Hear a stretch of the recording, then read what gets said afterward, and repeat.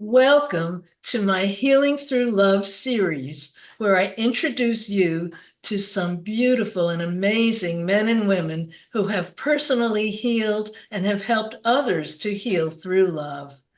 This is about healing from and even because of facing and overcoming challenging life issues, physical and emotional dis-ease, trauma, fears, and insecurities on the way to rediscovering, recreating, and finally living your passion, your creativity, your joy, and ultimately love for yourself and others. Hi, I'm Dr. Erica Goodstone, Healing Through Love mentor. To me, this is not only about what you have accomplished, but also about the kind of person you have to be and become to help others heal through love. So today, my guest is Dr. Linsey Willis. She's a living example of love in process. Her powerful book, Be There, My Lived Experience with My Sister's Bipolar Disorder, brings you into the ongoing drama, upsets, and ultimate demise of her beloved sister. I have known Dr. Willis over several decades as a colleague and a friend, and I can attest to the type of person she has always been, and she has showered people with love, her students, her faculty, colleagues, and friends. And I always had an open invitation to holiday dinners in her home. It was just warm and welcoming. I met her originally when, as president of a business networking group, she was conducting a local meeting. Her work has included decades of teaching at many local colleges, later expanding into lecturing and coaching for organizations and businesses in the US and around the world. And you can check out her bio, her books, and her website below. Now I'm delighted to welcome my friend and colleague, Dr. Linsey Willis. Hi. I'm so happy to be able to speak with you today and for you to be able to share with our listeners the amazing book that you wrote and the journey that you went through. So I want to begin by asking you, I'm going to ask you a couple of different questions, but how did you help your sister through love? We're going to start with that and then we'll get to other things. I was always there for her. I answered all her calls. I sent her care packages for years along with my mother. I read her letters. I went to visit her a couple times a year. I helped her friends that she lived with at the assisted living facility. I I was there for just about all the things that she went through, even though most of it was long distance. But I saw her very frequently over the many years. And what did love have to do with that? Well, you knew, or I knew deep down inside, I loved her because she was my sister, and that I guess conquers all. But there are many times I didn't like her, but then you still love the person enough to be there for them, even though you didn't like their behavior and how they treated you, because love conquered everything. Because you're not going to abandon somebody who's your close sister, who you looked up to your whole life. And it's not easy. Anybody dealing with a person with a personality disorder or some other disorder, it takes a toll. So, what kind of challenges did you face with your sister? Oh, a multitude of challenges. One of the greatest challenges was dealing with her blaming everything on me. Whenever there was an argument or a fight when we were young, and even when she, was an adult and going through all her marriages and her different locations where she lived, it seemed like she's always blaming me for everything, and made me feel like I'm the cause of her behavior, and it was very difficult to deal with. When you try to correct the behavior or say something to her about the way she's behaving, she'd lash out at me and then make me feel really bad, like I caused her to lash out at me. A lot of people probably have no idea what bipolar disorder is like. So, from your experience, maybe describe what it was like. What kind of things did your sister do? A multitude of the examples are in the book, of course. Let's hope people will buy the book and read it, because there's a lot of self-help chapters in there. But just moodiness. You would take her out shopping and you'd have lunch, and then you'd go back to visit her, and she'd say, well, I'm going to bed now. Goodbye. Or you come and visit her and she'd be in a manic phase, and then she'd be running around and you wouldn't even see her because she'd be going visiting people and talking to people, and you'd be standing there all by yourself. She always had all these needs, and you were there at her beck and call.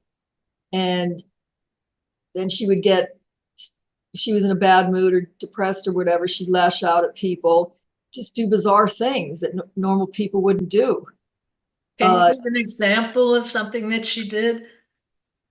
Well, one time she changed clothes a lot, and one time my husband and I took her shopping, and this is covered in the book, but it was not all the detail, I'll tell you. We took her shopping and to get some clothes at Target, and she started undressing out in the open area where people were walking by instead of the dressing room. And she had her clothes off and just her underwear on, and I would say, Betsy, you're out in the open and you got to go to the dressing room. And she'd start screaming at me, because quit screaming at me, don't do this to me. I said, I'm not doing anything, I'm just saying you shouldn't be out, there's people here that see you out with no clothes on. And she'd scream at me like I'm doing something wrong. That was difficult. Whenever we would go out to eat, she would buy the most expensive things in the menu. She'd buy 2 or 3 meals. She would just buy a ton of food that she didn't eat, and then she'd always take it back to her where she lived, to her boyfriend. And just, she always had to buy things. She stole things from other people. She was always getting stolen from. Allegedly, people were stealing things from her, and I think a lot of it was she lied a lot about it. And I remember an incident that maybe you can talk about briefly, where I don't know what happened. She was stranded on the road and you had to come get her, or something like that. Well, there were a couple of those instances, but there was one of the, I guess, a pretty bad one was, it was like 1 o'clock in the morning, and I get this phone call from a state trooper up in Virginia, somewhere along the highway, and he saw my sister walking along the state highway with a suitcase, and he called me and told me to come and pick her up. And I'm like, what? I'm in Florida. What, you need to come and pick her up? Sir, excuse me, you don't understand. I live in Boca Raton, Florida. You're calling from somewhere up in Virginia off the state highway. Well, your sister's husband dumped her off here and she has nowhere to go. And I said, sir, and it's snowing up there. And I said, sir, I can't just get in the car and drive and pick her up, and I won't do that. You need to take her to a state hospital somewhere. Well, apparently he did, because her husband called me a few days later, and her husband, after dumping her off in the highway, apparently had the wherewithal to go find her and realize, oh, she was probably at the local state hospital. Wow. His brother was in a state psychiatric hospital, I learned about later. So it was just crazy. Just crazy stuff. So terrible things, but crazy too. But what I'm realizing in this series is that through all of that, but also because of who you were, even before a lot of that happened, you have a certain way of caring about people. So I wanted to ask, in what ways have you helped your students through love? Well, What's happened with your students? So what did you teach, and just share? All the years I taught, graduate HR and management courses at different colleges, and then got a full-time faculty at Florida Atlantic University and just taught there. But I was always there for my students who needed to talk to me. Even the ones that were very difficult, I gave them more of my time than they really deserved, which is partly being accommodating, but then that can also be a great weakness as well as a strength. Just being natural, humble, matter of fact, telling them like it is, making sure I didn't just lecture at everybody. It's just, facilitate things. And a lot of faculty, people with doctorates, PhDs, and the like, so arrogant and have absolutely no people skills. And I once was speaking in one of your classes, and the students were so comfortable. You just made it comfortable and easy for them so that they could freely speak, and it was beautiful. And then I want to ask you, how have you helped your professional clients? Wow. Well, I think the group I've given the greatest amount of help to are all the people throughout the United States I've helped get promoted into sergeant, lieutenant, captain, deputy chief positions, and even police chief jobs throughout the United States. They go through our simulation exercises, and then we score them and we give them feedback. And so many of these people have been promoted, and it just makes my day when someone contacts me afterwards and says, I'm number 3 on the list, I'm going to be promoted. And help women and minorities get promoted, and all people from all walks of life get promoted. They already have the abilities. They need coaching on those abilities, because they've made it up to the sergeant ranks the hardest. But after that, the ones that are already sergeant, they've already got the abilities. They just need to strengthen their weak abilities and so forth, and learn how to do that, and learn more about how to be a better speaker, a better writer, a better planner and organizer, and so forth. So that gives me really great passion. One of the other things I really like is that I can work well with lawyers and help them settle cases by writing great reports and being a great listener and a great, really good analyzer and what have you, because those are abilities too. So for our listeners, it's nice for you to hear that someone like Dr. Linsey Willis has such compassion in her work. She could be really arrogant. She could have an attitude working with all these different high-level people that she's worked with. And yet she's always caring along the way. And that's what you have to be in order to be able to be loving with someone who has a real problem in your life. So I have one more question to ask in that area. How have you helped your husband through love? Tell a little bit about what went on there. Well, my husband, as you know, is deceased. He passed away last year, but always had each other's back no matter what. We were opposites, but we also had so much in common, and we helped each other. We listened to each other. We were just always there for one another, and we helped each other through difficult situations. He was always there and always had my back. When I had to deal with my sister, he would say to me, stop yelling at her. When my husband got dementia and he slowly declined, I was always there for him and gave him love, and I treated him as if he didn't have dementia. It was like he was just a regular person, took him out as much as possible, just put it behind me and put it in a box like he didn't have the dementia. Do your best never to complain. So many people complaining, all those years of pain and suffering I went through with my sister, and then taking care of my husband, complain, that makes it worse. It doesn't help the person you're caring for. You just have to be giving and caring and compassionate. Put yourself in their shoes. Put yourself in their shoes. How would you feel if someone dumped you out in the street and said, we have nothing to do with you? And also, when a spouse has Alzheimer's, there are people that put them in a facility and they just don't deal with it. And it's beautiful to be able to help people. And I can attest to that you didn't complain, because I helped to edit your book. And that's the first time I realized what you really went through all those years. I had no idea. You might have mentioned it a little bit, but you didn't burden people with it. Yeah, I don't like to burden people with problems, because you don't want to drag them down and be negative. And that's why I have little patience for people who are negative about things. This world is so difficult as it is, and there's so many people wwho need help. The majority, 80% of the people in the world live in least developed nations. That's documented in the literature. So what do we know about people in least developed nations that used to be called the third world? These people live in utter poverty and squalor. And our poorest people live better than some of the poorest people in other countries. So for people to sit and complain about everything when we have so much going for us in this country, and then all these people living on the streets of our city with nothing, and all these, just how could people just sit around and complain and bitch about their life?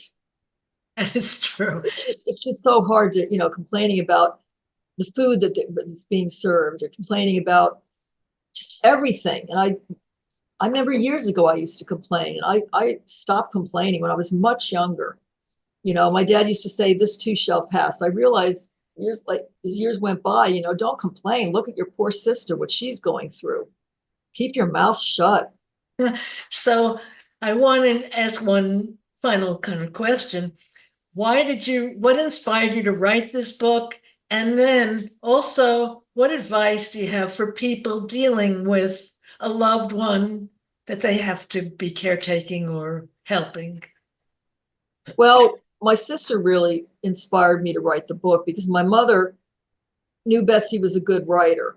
And so she said, "Betsy, you need to write about your life." And so Betsy started to write what was the first chapter of the book. And it's in my book. And we thought, wow, this would be a great start to your book, Betsy.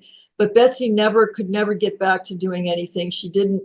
My parents said, "We'll buy you a computer. You can do this." Because she was living with them at the time. She just never did. So I picked it up and I started writing it because I wanted to document her life so people would know about her.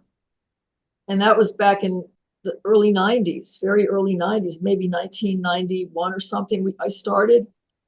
So that motivated me, but I put it down for 20 years and then I picked it back up again and finished it. And what do I say about people that are dealing with people that are mentally? You just have to take a deep breath, pray, keep walking on down the road, take care of yourself, get a good night, get enough sleep, do a lot of self-care, and also be there for the person no matter what. I have a lot of those things in the book about what I did to deal with it, and just realize that my dad used to say, "This too shall pass." When he was on a Navy destroyer in World War II, "This too shall pass." Yeah, it will pass till the next day. And then you get through that horrific situation and you move on to the next day. You get stronger as time goes on. And somehow find a way to appreciate life in the moment anyway. Yeah, you know, and I finally got to the point in my life where it is what it is. It is what it is. Be here now. Be here now. My husband tried to teach me that years ago. This book called Be Here Now and Higher Consciousness. He read those books years ago. I didn't read them until years later, but he always was calm. And even though he had his little spurts of temper and raising his voice sometimes, he knew. He did a lot of meditation. He meditated a lot, and it's how you deal with all this stuff. Yeah, you focus on yourself. Yeah, just deep breathing, meditating, stretching. Oh, I exercised for years. That kept me going. All the heavy exercise we did for years, heavy duty exercise. Yeah, running marathons was just one of the Training things. marathons and just constantly moving. Any final words that you would tell someone who's dealing with a real problem? Just let the person know they're not alone. There's someone there for them, that you have their back, that they're not alone in the world. There's so many people in this world who are living alone and die alone. I know we're born alone and we're probably all going to die alone, but in reality, but want the person to know we're there for you. That person has somebody. No matter what happens, I will be there for you no matter what happens. It can be horrible stuff, but you're going to be there for them. That's beautiful. So to our listeners, please check the link on this page and buy this beautiful book, Be There. Thank you. And hopefully you can be there the way Dr. Linsey has. So I just want to thank you so much for doing this. I want to thank you for your time and thank you for interviewing me. And I hope this gets out to a lot of people. It will help them. And it will. Thank you for being my friend for so many years, Dr. Erica Goodstone. So to our listeners, please check out the website, relationshiphealingtoolbox.com. And my other website is drericagoodstone.com, where you can send a message or I might be able to help you in some way. Remember to love and cherish the most important person in your life, you. Only then can you truly love and be there for anyone else. Thank you for listening today and have a wonderful day. You too. Thank you. Goodbye. Thank you. Bye-bye.